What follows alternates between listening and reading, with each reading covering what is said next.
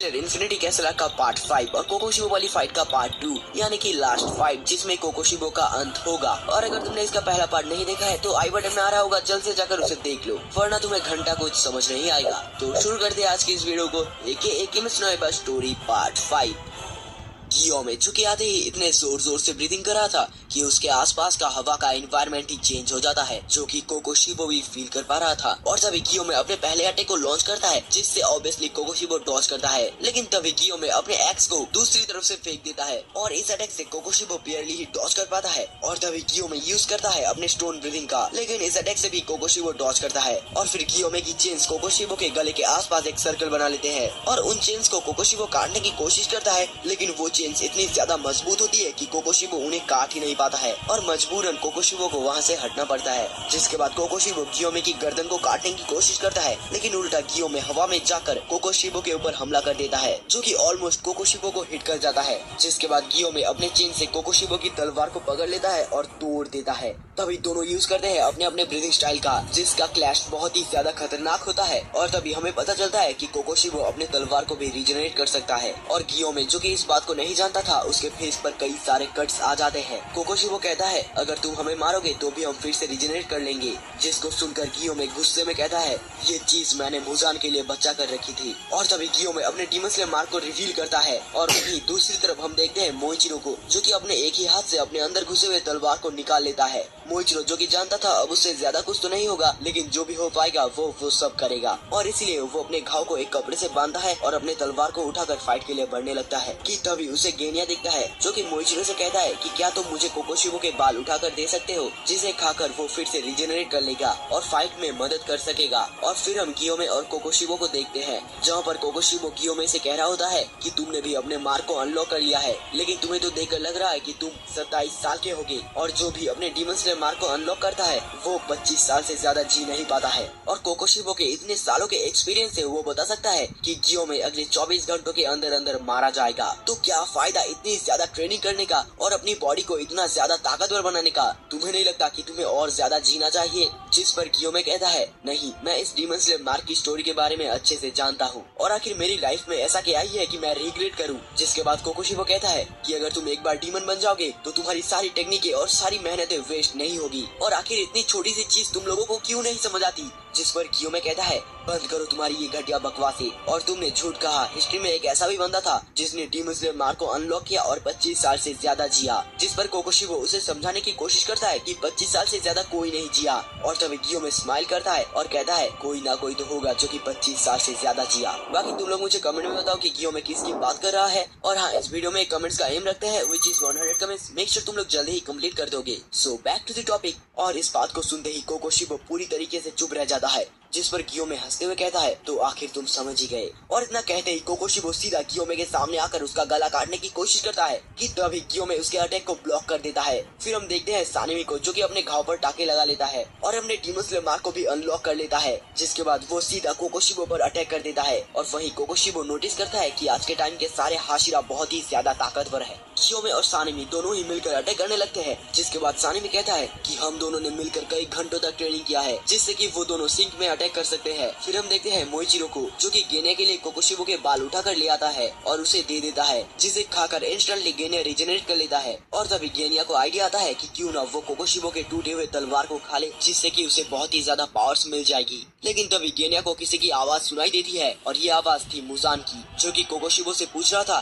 कि उसने कितने पिलर्स को मार दिया है और किसी भी कीमत में हाशिरा को उसके पास न आने दे। कोकोशिबो जो कि सानेमी और गियोमे की पावर्स को देखकर हैरान हो रहा था, खास करके गियोमे की, क्योंकि वो अंधा होने के बावजूद बहुत ही अच्छा फाइट कर रहा था। क्योंकि जब गियोमे अपने वेपन को फेंकता है तब उसे प्रोड्यूस वाइब्रेशन से गियोमे अंदाजा लगा लेता है कि सामने की चीजें कितनी दूर पर है और कैसी है। और तभी कोकोशिबो सोचता है कि वो सानेमी की तलवार को तोड़ देगा। और कोकोशिबो ऐसा करने की कोशिश तो करता है, लेकिन उल्टा सानेमी अपने तलवार से कोकोशिबो की तलवार को जमीन पर टच करा देता है और अपने विंड ब्रीथिंग से कोकोशिबो के गले पर एम करता है, जिससे कोकोशिबो डॉज करता है। लेकिन उसके कई कई सारे बाल कट जाते हैं, जिससे कि कोकोशिबो समझ जाता है कि मार्क अनलॉक होने के बाद सानेमी और भी ज्यादा स्ट्रॉन्ग हो चुका है। और इतने में ही कियोमे अपने एक्स को कोकोशिबो पर फेंक देता है, जिससे कि कोकोशिबो का कान कट जाता है। और इसी का मौका देखकर सानेमी अपने विंड ब्रीथिंग से हमला कर देता है, जिससे कोकोशिबो डॉज कर लेता है। और फिर सानेमी और कियोमे मिलकर एक कॉम्बिनेशन अटैक करते हैं, जिसमें सानेमी यूज करता है अपने विंड ब्रीथिंग का 7th फॉर्म और कियोमे यूज करता है अपने स्टोन ब्रीथिंग का 1st फॉर्म। लेकिन इन सारे अटैक्स के बावजूद वो सिर्फ कोकोशिबो की ड्रेस को ही काट पाते हैं। लेकिन वही कियोमे और सानेमी के पूरे शरीर पर कट्स आ जाते हैं, क्योंकि कोकोशिबो ने अपनी तलवार को और भी ज्यादा डिमोनिक बना लिया था। और फिर कोकोशिबो कहता है कि अगर उसने कियोमे और सानेमी को हरा दिया तो बाकी सारे हाशिरास को मारना आसान हो जाएगा। और वहीं दूसरी तरफ हम सानेमी को देखते हैं, जो कि बहुत ही ज्यादा फ्रस्ट्रेटेड हो चुका था, क्योंकि उसके सीधे हाथ की दोनों उंगलियां कट चुकी थी। और इतना ही नहीं, अगर कियोमे उसे बचाता नहीं तो सानेमी अपने दोनों हाथों को खो चुका होता, जो कि सानेमी अच्छी तरीके से जानता है। जिसके बाद हम देखते हैं केरिया ओबुयाशिकी को, जिसकी बड़ी बहन उससे कहती है कि क्या अपर मून 1 को मारने के लिए हम तांजीरो और ग्यू को भी भेज दे, जिस पर केरिया साफ साफ मना कर देता है और कहता है कि तांजीरो और ग्यू दोनों ही मुजान के पास जाएंगे, क्योंकि उसे पूरा भरोसा है कि कियोमे, सानेमी, मोइचिरो और गेनिया मिलकर अपर मून 1 को हरा देंगे। जिसके बाद हम बैटल में देखते हैं, जहाँ पर कोकोशिबो अनलीज करता है अपने मून ब्रीथिंग के 7th form miss Fortuner mirror lunar shine को, जिससे कई सारे शॉकवेव्स उनकी तरफ बढ़ने लगते हैं। और इतना ही नहीं, साथ ही कोकोशिबो यूज करता है अपने मून ब्रीथिंग के 8th फॉर्म को, जो अटैक ऑलमोस्ट सानेमी को हिट कर जाता है, जिससे सानेमी बहुत ही ज्यादा फ्रस्ट्रेटेड होने लगता है, क्योंकि वो अपने सारे स्किल्स और सारे अटैक सिर्फ कोकोशिबो के अटैक्स को डॉज करने के लिए यूज कर रहा है। जिसके बाद कोकोशिबो रिलीज करता है अपने मून ब्रीथिंग के 9th फॉर्म को, और इस अटैक से सानेमी की हालत और भी ज्यादा खराब हो जाती है। और ये देखकर कियोमे उसे बचाने के लिए जाता है, लेकिन तभी सानेमी कहता है मेरे बारे में भूल जाओ और इस अपर मून को हराने पर ध्यान दो। तभी कोकोशिबो मून ब्रीथिंग के 10th फॉर्म को रिलीज करता है, जो कि सीधा सानेमी को हिट करने ही वाला था कि तभी एंड मौके पर मोइचिरो आकर उसे बचा लेता है। और तभी हम देखते हैं गेनिया को, जो कि दूर से ये बैटल देख रहा था, और वो मदद करना तो चाहता था, लेकिन वो कोकोशिबो की पावर से बहुत ही ज्यादा डरा हुआ था कि किसी भी सेकंड वो आकर गेनिया को काट देगा। लेकिन तभी उसे याद आता है मोइचिरो, कियोमे और उसके बड़े भाई सानेमी की। और तभी उसे याद आता है तांजीरो की एक बात को, जब उसने कहा था कि सबसे कमजोर इंसान में ही सबसे ज्यादा पोटेंशियल होता है, क्योंकि दुश्मन का मानना ये है कि तुम सबसे कमजोर हो तो तुम क्या ही कर पाओगे, और इसीलिए वो तुम पर कम से कम ध्यान देगा और वही तुम्हारे लिए एक चांस होगा। और यही सोचते हुए गेनिया अपनी पॉकेट से कोकोशिबो की टूटे हुए तलवार को निकाल लेता है और खा जाता है। वहीं दूसरी तरफ कियोमे यूज करता है अपने स्टोन ब्रीथिंग का, जिससे कोकोशिबो अपने मून ब्रीथिंग से काउंटर कर देता है। और इस पॉइंट पर कियोमे बहुत ही ज्यादा घबराने लगता है, क्योंकि कोकोशिबो के पास अनगिनत मूव्स थे। फिर कियोमे कोकोशिबो की तरफ ध्यान से देखने लग जाता है और सोचने लगता है कि आखिर कैसे कोकोशिबो के सेंसेस इतने ज्यादा फास्ट काम करते हैं। और वही कोकोशिबो अपने पावरफुल अटैक को लॉन्च करने के लिए बढ़ रहा होता है कि तभी कियोमे एक सेकंड के लिए ही सही पर वो ट्रांसपेरेंट वर्ल्ड को विजिट कर पाता है। तभी मोइचिरो, जो कि कोकोशिबो के ऊपर एक सरप्राइज अटैक करने वाला था, ताकि सानेमी और कियोमे को एक चांस मिल सके कोकोशिबो पर अटैक करने का, जो कि कियोमे समझ चुका था। और यही बात वो सानेमी से बोलता है। और अब तीन तरफ से 3 हाशिरा कोकोशिबो पर अटैक करने वाले थे, लेकिन वही कोकोशिबो इसे एक अपॉर्चुनिटी की तरह देखता है कि वो एक ही बार में सारे हाशिरास को खत्म कर देगा। और इसीलिए कोकोशिबो यूज करता है मून ब्रीथिंग के 14th फॉर्म को। लेकिन तीनों हाशिरा बहुत ही मुश्किल से इस अटैक को डॉज करते हैं। और तभी कियोमे अपने मालिक को कोकोशिबो के ऊपर फेंक देता है, जिससे एक सेकंड के लिए ही सही पर कोकोशिबो का ध्यान भट जाता है। और इसी का मौका देखकर सानेमी यूज करता है विंड ब्रीथिंग का, जिससे कोकोशिबो पीछे हटने पर मजबूर हो जाता है। और तभी कियोमे अपने वेपन से कोकोशिबो के ऊपर हमला करता है, जिससे कोकोशिबो का राइट कंधा डिस्ट्रॉय हो जाता है। और एट द सेम टाइम मोइचिरो अपने तलवार से कोकोशिबो के पेट में घुसा देता है। और मोइचिरो को देखकर कोकोशिबो हैरान हो जाता है और सोचता है कि आखिर कैसे मोइचिरो ने उसके अटैक को डॉज किया है। और फाइनली उसे पता चलता है कि मोइचिरो ने ट्रांसपेरेंट वर्ल्ड को अनलॉक कर लिया है, और साथ ही कियोमे ने भी ट्रांसपेरेंट वर्ल्ड को अनलॉक कर लिया है। और तभी कोकोशिबो अपने मून ब्रीथिंग का यूज करने ही वाला था कि तभी हम देखते हैं गेनिया को, जो कि बहुत ही ज्यादा डेमोनिक दिख रहा था। और तभी गेनिया कोकोशिबो पर एम करता है और शूट कर देता है, जिससे कोकोशिबो अपनी तलवार से ब्लॉक करता है। लेकिन वो बुलेट्स कोकोशिबो की तलवार पर टकराकर अपनी डायरेक्शन चेंज कर लेती है, और तो उन बुलेट्स के अंदर से पेड़ की टहनियां निकलने लगती है, जिससे कोकोशिबो एक ही जगह पर फंस जाता है। जिसके बाद कोकोशिबो समझ जाता है कि गेनिया ने उसके ब्रोकन स्वॉर्ड और उसके बालों को खा लिया है। और इतना सोचते ही कियोमे और सानेमी कोकोशिबो के ऊपर हमला कर देते हैं। जिसके बाद हमें एक फ्लैशबैक का सीन दिखाया जाता है करीबन 400 साल पहले, जहाँ पर कोकोशिबो डीमन बनने के बाद पहली बार अपने भाई से मिलता है, जो कि लगभग 80 साल का हो चुका था। और ये बात ऑब्वियसली बहुत ही ज्यादा शॉकिंग थी, क्योंकि जो लोग अपने डीमन स्लेयर मार्क को अनलॉक करते हैं वो 25 साल से ज्यादा जी नहीं पाते हैं। तभी योरिची कहता है ये बात दिल दहला देने वाली है। और वही कोकोशिबो को कुछ समझ ही नहीं आ रहा था कि आखिर उसे करना क्या चाहिए, क्योंकि ना ही उसे अपने भाई पर गुस्सा आ रहा था और ना ही उसे मारने का मन कर रहा था। लेकिन वहीं योरिची अपने फाइटिंग टांस को लेता है, जो कि बहुत ही ज्यादा खतरनाक दिख रहा था, और इंस्टेंटली कोकोशिबो का गला आधा कट जाता है, जिसे देखकर कोकोशिबो समझ जाता है कि वो कभी भी अपने भाई को सरपास नहीं कर पाएगा, भले ही वो डीमन क्यों न बन जाए। और इसलिए कोकोशिबो को बहुत ही ज्यादा गुस्सा आ रहा था और उसकी पूरी इच्छा थी कि वो योरिची को मार दे, लेकिन वो ऐसा नहीं कर सकता। ऐसा तो खुद मुजान भी नहीं कर सकता। इसीलिए कोकोशिबो जानता था कि अगले अटैक में वो मारा जाएगा, लेकिन योरिची अपने अगले अटैक को लॉन्च ही नहीं करता, क्योंकि वहीं पर खड़े खड़े योरिची की मौत हो जाती है। फिर हम प्रेजेंट में देखते हैं, जहाँ पर कोकोशिबो जोर से चिल्लाता है और उसकी बॉडी से कई सारे स्लैशेस निकलने लगते हैं, जिससे सारे हाशिरा के बॉडीज पर कट्स आ जाते हैं। और इतना ही नहीं, कोकोशिबो की बॉडी में से कई सारे ब्लेड्स भी निकलने लगते हैं। मोइचिरो, जिसकी हालत बहुत ही ज्यादा खराब हो जाती है और वो सोचता है कि अब वो मारा जाएगा, और मरने से पहले वो किसी काम का नहीं आया। वहीं दूसरी तरफ हम गेनिया को देखते हैं, जो कि 2 हिस्सों में बढ़ चुका था। लेकिन इन सब के बावजूद कियोमे और सानेमी कोकोशिबो पर लगातार हमला करे जा रहे थे, और मोइचिरो अपने ब्लेड को और भी ज्यादा टाइट से पकड़ने लगता है, जिससे उसकी ब्लेड का कलर पहली बार ब्राइट रेड में कन्वर्ट होने लगता है। और इससे कोकोशिबो को बहुत ही ज्यादा दर्द हो रहा था, मानो उसकी बॉडी का हर पार्ट आग में जल रहा हो। और इसी का फायदा उठाकर सानेमी कोकोशिबो के गले पर हमला करता है, और वहीं बढ़ा हुआ गेनिया अपने ब्लड डीमन आर्ट को एक्टिवेट करता है, जिससे कोकोशिबो की पीठ में से एक पेड़ उग जाता है। और इन सारी चीजों से फ्रस्ट्रेटेड होकर कोकोशिबो डिसाइड करता है कि अब वो गेनिया को पूरी तरीके से काट देगा, और समहाउ वो अपने अटैक को लॉन्च ही नहीं कर पाता। और इसी बात का फायदा उठाकर कियोमे कोकोशिबो के सर पर हमला करता है, लेकिन इस अटैक से कोकोशिबो बच जाता है। तभी कियोमे अपने एक्स को कोकोशिबो के गर्दन में फेंकता है, लेकिन कोकोशिबो अपनी तलवार से इस अटैक को भी रोक देता है। और तभी कोकोशिबो की नजर जाती है मोइचिरो की तलवार पर, जो कि अब पूरी तरीके से ब्राइट रेड में कन्वर्ट हो चुका था, और इसीलिए उसे अपने एक पास्ट की मेमोरी याद आती है, जहाँ पर वो अपने भाई योरिची से पूछता है कि तुम अपनी सक्सेसरशिप किसे दोगी, क्योंकि इस दुनिया में कोई अपने जितना ताकतवर नहीं है। जिसके जवाब में योरिची कहता है हम उतने भी ताकतवर नहीं है, और एक टाइम ऐसा भी आएगा जब आने वाली जनरेशन हमें सरपास कर देगी। और फिर हम प्रेजेंट में देखते हैं, जहाँ पर सानेमी कियोमे के वेपन पर जोर से हिट करता है, जिससे दोनों की ही वेपन ब्राइट रेड में कन्वर्ट हो जाती है, और फाइनली कोकोशिबो का सर धड़ से अलग हो जाता है। और सर कटते ही कोकोशिबो को याद आता है योरिची की वर्ड्स कि कैसे आने वाली जनरेशन उन्हें सरपास कर देगी। फिर कोकोशिबो को समझ आ जाता है कि जिन डीमन स्लेयर्स से वो फाइट कर रहा है वो सच में स्पेशल है, क्योंकि इन डीमन स्लेयर्स ने कई सारे अपर मूव्स को हरा दिया है। और इतना ही नहीं, हमारे पास कितने सारे एडवांटेजेस थे, जैसे कि ब्लड डीमन आर्ट और रीजनरेशन, लेकिन फिर भी इन डीमन स्लेयर्स ने हमें सरपास कर दिया। और यहाँ तक कि इन्होंने अपने तलवारों को ब्राइट रेड में कन्वर्ट कर दिया, जबकि इन्हें तो सन ब्रीदिंग भी नहीं आती। लेकिन फिर कोकोशिबो सोचता है कि हमारी अगली जनरेशन पावरफुल होगी, तो इसमें अच्छी बात ही क्या है, क्योंकि कोकोशिबो को हारना बिल्कुल पसंद नहीं है। और इसलिए वो अपने सर कटे हुए बॉडी को मूव करता है, जिससे कियोमे समझ जाता है कि कोकोशिबो अभी तक नहीं मरा है, और इसलिए वो सानेमी को बार बार अटैक करने के लिए कहता है, और ये भी कि वो मोइचिरो और गेनिया के सैक्रिफाइस को वेस्ट नहीं होने देंगे। और ये सुनते ही सानेमी की आंखों से आंसू निकलने लगते हैं, और गुस्से में सानेमी यूज करता है अपने विंड ब्रीदिंग के 8 फॉर्म को, और कियोमे यूज करता है अपने स्टोन ब्रीदिंग को। लेकिन कोकोशिबो इन सारे अटैक्स को डॉज करता है और मोइचिरो के हाथ को भी काट देता है। और फिर कोकोशिबो मोइचिरो की तलवार को अपने पेट में से निकालने लगता है, और इतना ही नहीं, वो अपने सर को भी रिजनरेट करने लगता है। और फाइनली हम देखते हैं कोकोशिबो के ट्रू फॉर्म को,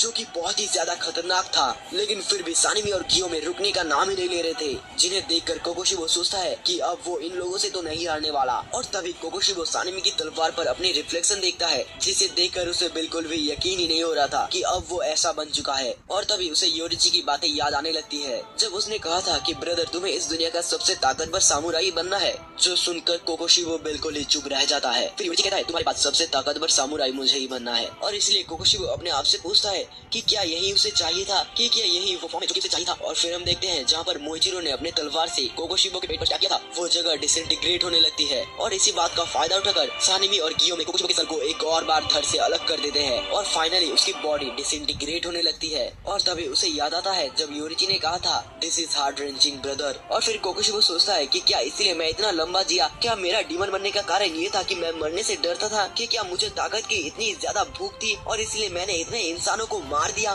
कोकोशिबो को इन सारी चीजों के लिए बहुत ही ज्यादा शर्म आता है, और वो समझ जाता है कि बस वो योरिची जैसा बनना चाहता था। और फाइनली अपर मून 1 यानी कि कोकोशिबो की मौत हो जाती है। और फिर हम देखते हैं कोकोशिबो और योरिची की बैक स्टोरी को। कोकोशिबो अपने बैक स्टोरी को खुद ही नरेट करता है और कहता है जो लोग किसी से जलते नहीं है वो लोग बहुत ही ज्यादा लकी होते हैं, क्योंकि वो कभी भी ऐसे इंसान से नहीं मिले होते हैं जो कि सभी चीजों में परफेक्ट हो। फिर कोकोशिबो बताता है कि वो और योरिची ट्विंस ब्रदर थे और जिस टाइम पर वो पैदा हुए थे तब ट्विंस को अनलकी माना जाता था। और इतना ही नहीं, योरिची के सर पर एक बर्थ मार्क भी था और इसीलिए उनके फादर ऑर्डर देते हैं योरिची को मारने का। और जैसे ही ये बात योरिची की मॉम को पता चलती है तब वो अपना आपा खो देती है और अपने हस्बैंड पर हमला करने लगती है। जिसके बाद फैसला होता है कि जब योरिची 10 साल का हो जाएगा तब उसे मंदिर पर भेज दिया जाएगा एक प्रीस्ट बनने के लिए। और वैसा ही होता है, दोनों ट्विंस ब्रदर्स को एक दूसरे से अलग रखा जाता है और इसीलिए मिचिकात्सु यानी कि कोकोशिबो को योरिची पर दया आती थी। हाँ, कोकोशिबो के ह्यूमन लाइफ का नाम था मिचिकात्सु। जहाँ एक तरफ मिचिकात्सु को प्रॉपर ट्रेनिंग, खाना पानी सब कुछ मिलता था, वहीं योरिची को कुछ भी नहीं मिला करता था। बस उसे एक छोटा सा कमरा दे दिया था जहाँ पर कम से कम फैसिलिटीज थी और तो और उसे घर से भी बाहर निकलना अलाउड नहीं था। और इसीलिए मिचिकात्सु को योरिची पर दया आती थी और जब उनकी मॉम घर से बाहर निकलती थी तब योरिची जाकर उन्हें गले से लगा लेता था और हमेशा उनसे चिपक कर रहता था। फिर एक दिन मिचिकात्सु चुपके से योरिची के पास आता है और उसे एक फ्रूट दे देता है। योरिची एक बहुत ही अलग टाइप का बच्चा था जो कि ना ही कभी स्माइल करता था और ना ही कभी कुछ बोलता था और इसीलिए सभी को लगता था कि योरिची बहरा है। और फिर एक दिन जब मिचिकात्सु अपनी रेगुलर ट्रेनिंग कर रहा था तब योरिची उसे चुपचाप देख रहा था और पहली बार योरिची बोलता है कि क्या तुम्हें सबसे स्ट्रॉन्गेस्ट सामुराई बनना है। और एकदम से ये सुनकर मिचिकात्सु बहुत ही ज्यादा शॉक रह जाता है और तब योरिची स्माइल करता है और कहता है कि तुम्हारे पास सबसे स्ट्रॉन्गेस्ट सामुराई मुझे ही बनना है। हालांकि मिचिकात्सु को उस पर दया जरूर आती थी लेकिन वो योरिची को बिल्कुल भी पसंद नहीं करता था, क्योंकि मिचिकात्सु को लगता था कि योरिची एक क्राई बेबी है और हमेशा अपने मॉम को देखकर उनके पास चला जाता था जो कि कायरो की निशानी है। और इसके बाद योरिची हमेशा स्वॉर्ड ट्रेनिंग के टाइम पर मिचिकात्सु को दूर से ही खड़ा होकर देखता था और इसीलिए एक दिन मिचिकात्सु के ट्रेनर को उस पर दया आती है और वो योरिची से कहता है कि तुम एक बार स्वॉर्ड चलाकर देखो। फिर वो ट्रेनर योरिची को सिखाता है कि कैसे स्वॉर्ड पकड़ते हैं और एक बेसिक फाइटिंग डांस भी सिखाता है। फिर वो ट्रेनर योरिची से कहता है कि तुम अपनी पूरी ताकत लगाकर मुझ पर हमला करो और वैसा ही योरिची करता है। मिचिकात्सु और उसका ट्रेनर ये देखकर शॉक रह जाता है कि योरिची बहुत ही स्पीड में 4 पावरफुल अटैक उस पर करते हैं, जिससे कि वो ट्रेनर जमीन पर गिरकर बेहोश हो जाता है। और ये काम एक 7 साल का बच्चा पहली बार स्वॉर्ड पकड़ते ही करता है। जिसके बाद से योरिची का इंटरेस्ट सामुराई बनने में रहा ही नहीं, क्योंकि जब उसने ट्रेनर को मारा था तब उसे बहुत ही ज्यादा बुरा और गिल्टी महसूस हुआ था। जिसके बाद ऑब्वियसली मिचिकात्सु योरिची से पूछता है कि उसने ये करा कैसे, जिस पर योरिची कहता है कि जैसे ही ट्रेनर ने सांस लिया तब उसके लंग्स एक्सपैंड हो गए और ट्रेनर की मसल का मूवमेंट देखकर योरिची को पता चल गया कि वो कैसे हमला करेगा। 7 साल का मिचिकात्सु जब ये सुनता है तब उसे कुछ समझ ही नहीं आता, पर उसे ये समझ आ जाता है कि योरिची जिंदा चीजों के आर पार देख सकता है। और पहली बार मिचिकात्सु को जेलस की फीलिंग आती है, लेकिन योरिची के पास इतना सब कुछ होने के बावजूद उसे फाइटिंग में कोई दिलचस्पी नहीं थी और वो कहता है सामुराई बनने से अच्छा कि मैं तुम्हारे साथ पतंग उड़ाऊं। और फिर उसी रात मिचिकात्सु को समझ आ जाता है कि उल्टा उसे कम टैलेंट होने की वजह से प्रीस्ट बनने के लिए भेज दिया जाएगा। और वो ये सब सोच ही रहा था कि तभी वहाँ पर योरिची आता है जो कि कहता है कि अब उनकी मॉम इस दुनिया में नहीं रही और कल सुबह सुबह योरिची इस घर को छोड़कर चला जाएगा, लेकिन वो मिचिकात्सु की दी हुई फ्रूट को जिंदगी भर अपने साथ रखेगा। जिसके बाद अगले दिन मिचिकात्सु अपनी मॉम की लिखी गई डायरी को पढ़ता है जिसमें लिखा था कि योरिची जानता था अगला सक्सेसर उसे बना दिया जाएगा और इसीलिए वो घर छोड़कर चला जाता है। और मिचिकात्सु को ये भी पता चलता है कि उसके मॉम की लेफ्ट साइड काफी हद तक पैरालाइज हो गया था और इसीलिए जब भी योरिची उन्हें देखता था तब उनकी लेफ्ट साइड को सपोर्ट देने के लिए वो दौड़ा चलाता था।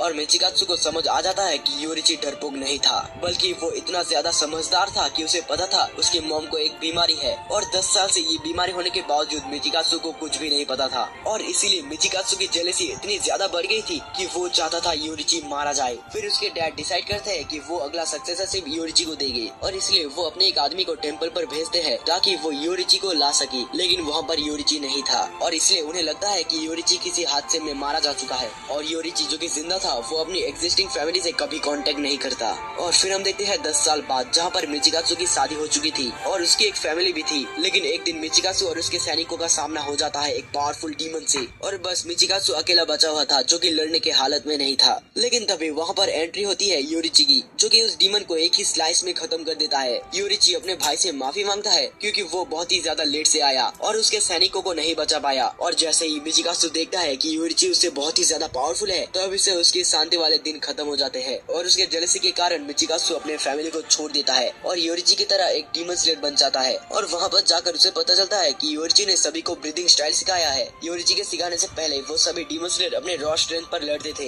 लेकिन योरिची उन सभी को सन ब्रीदिंग सिखाने की कोशिश करता है, लेकिन सन ब्रीदिंग इतना ज्यादा पावरफुल था कि कोई भी उसे सीख ही नहीं पाता है और इसीलिए सारे डीमन स्लेयर्स अपने खुद की ब्रीदिंग स्टाइल निकालते हैं और ये सारी चीज योरिची उन्हें सिखाता है, जिससे कि सारे डीमन स्लेयर बहुत ही ज्यादा ताकतवर हो जाते हैं। और तो और मिचिकात्सु अपने डीमन स्लेयर मार्क को भी अनलॉक कर लेता है और मिचिकात्सु खुद योरिची का ट्विन ब्रदर होने के बावजूद भी सन ब्रीदिंग को सीख नहीं पाता है और इसीलिए वो अपना खुद का ब्रीदिंग स्टाइल निकालता है, विच इज मून ब्रीदिंग, जो कि ऑब्वियसली सन ब्रीदिंग से कमजोर था। फिर सारे डीमन स्लेयर्स को धीरे धीरे पता चलता है कि मार्क अनलॉक होने के बाद कोई भी 25 साल से ज्यादा जी नहीं पाता और ये बात जब सारे डीमन स्लेयर्स में फैलती है तब सभी डीमोटिवेट हो जाते हैं, क्योंकि डीमन स्लेयर का सबसे ताकतवर जनरेशन कुछ ही सालों में खत्म हो जाएगा और ये बात मिचिकात्सु को बिल्कुल भी हजम नहीं होता है। और एक दिन मिचिकात्सु की मुलाकात होती है मुजान से, जो कि उसे अमर बनने का ऑफर देता है, बदले में वो मिचिकात्सु को डीमन बना देगा और कुछ देर सोचने के बाद मिचिकात्सु उसका ऑफर एक्सेप्ट कर लेता है और फिर जन्म होता है अपर मून 1 यानी कि कोकोशिबो का, जिसके बाद वो डीमन स्लेयर कॉप को छोड़ देता है और उल्टा उन्हें मारना शुरू कर देता है। जिसके बाद उसकी मुलाकात होती है योरिची से, जो कि 80 साल से भी ज्यादा का हो चुका था और एक ही झटके में वो कोकोशिबो के आधे गले को काट देता है और खड़े खड़े ही योरिची की मौत हो जाती है और यहाँ तक कि मुजान भी उसे एक खरोच तक नहीं दे पाया था। और इन सब के बाद कोकोशिबो को इतना ज्यादा गुस्सा आता है कि वो योरिची के मरे हुए शरीर को काटने लग जाता है। हालांकि कोकोशिबो को सबसे बड़ा झटका तब लगता है जब उसे पता चलता है कि योरिची के पास में से वही फ्लूइड निकलता है जो कि 7 साल की उम्र में खुद मिचिकात्सु ने उसे दिया था। और ये सब देखकर कोकोशिबो के आंखों में से आंसू निकलने लगते हैं, क्योंकि डीमन बनने के बावजूद उसका भाई उससे बहुत ही ज्यादा प्यार करता था, लेकिन योरिची के सब चीजों में परफेक्ट होने की वजह से कोकोशिबो उसे हेट करता था।